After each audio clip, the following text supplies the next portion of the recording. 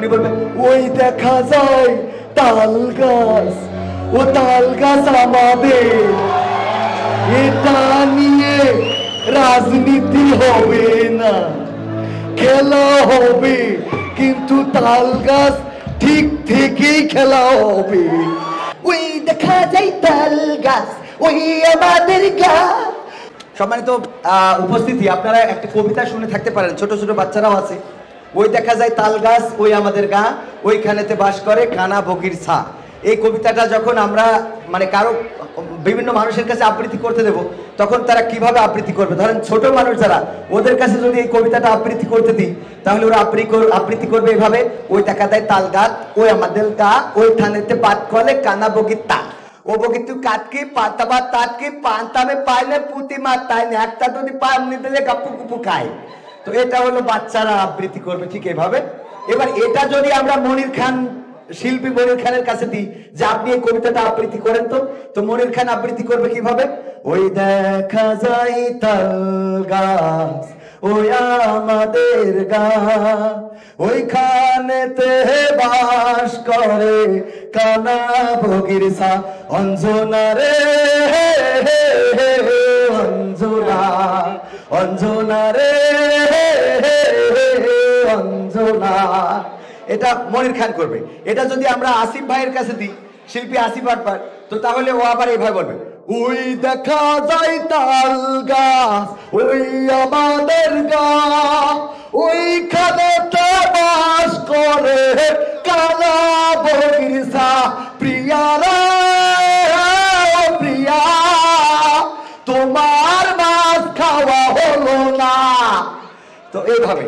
আবার এটা যদি আমরা ধরেন ব্যান্ডের শিল্পী আর একজন আছে যে মনে হয় হাসান সম্ভবত নাম, ওর কাছে যদি দেওয়া হয় তাহলে ও আবৃত্তি করবে এইভাবে, একটু পা ই করে দাঁড়াবে, তারপরে ওই দেখা যায় তাল গাছ, ওই আমাদের গা, ওইখানেতে বাস করে রে কানা বগির ছা। মানে ঠিক এরকম চেষ্টা করবে। আমার গলাটা একটু বসে গেছে প্রতিদিন রাত্রে প্রোগ্রাম করার কারণে, এই জন্য পুরো সুরটা উঠাতে পারছি না। এখন এই কবিতাটা যদি কোনো জনসভায় কোনো নেতার কাছে দেওয়া হয়, তাহলে জনসভার নেতা ঠিক এইভাবে বলবে যে ওই দেখা যায় তাল গাছ, ওই আমাদের গা, ওইখানেতে বাস করে কানা বগির ছা।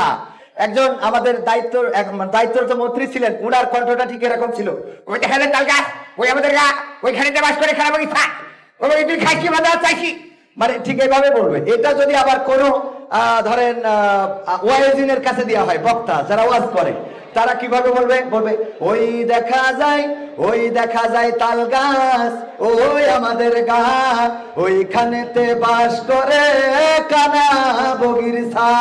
ও বগি তুই খাস কি পান্তা ভাত চাস কি, একটা পান্তা আমি চাইলে পুটি মাছ পাইলে, একটা যদি পাই অমনি ধরে গাপুস গুপুস করে খায়, বলেন মার হাবা। এটা হলো ওয়াইজিনরা। এখন এটা যদি আমরা ধরেন আমাদের সরকারি দলের সাধারণ সম্পাদক উনার কাছে দিই, তাহলে উনি কিভাবে আবৃত্তি করবে? উনি বলবে ওই দেখা যায় তাল গাছ, ও তাল গাছ আমাদের, এটা নিয়ে রাজনীতি হবে না, খেলা হবে, কিন্তু তাল গাছ ঠিক থেকেই খেলা হবে ইনশাআল্লাহ। এখন আবার এটা যদি আমরা একজন কৌতুক অভিনেতা ছিল মজিবরের কাছে যদি আবৃত্তি করতে দিই, তো ও আবৃত্তি করবে কিভাবে? ও আবৃত্তি করবে ওই দেখা যায় তাল গাছ, ওই আমাদের গা, ওইখানেতে বাস করে কানা বগির ছা। তোর বাপের কি, তোর 14 গোষ্ঠীর কি, তোর সবাই সারা কোন জায়গায়, তোর এত জানে কিসের জন্য? তো এটা এরপরে যদি এটা আবৃত্তি করতে দিই আমরা, ধরেন কোন জাকের পার্টির কাছে, যারা ওই যে জাকের পার্টি বলে একটা পার্টি আছে, তো ওরা আবৃত্তি করবে এইভাবে ওই দেখা যায় তাল গাছ, ওই আমাদের গা, ওইখানেতে বাস করে কানা বগির ছা।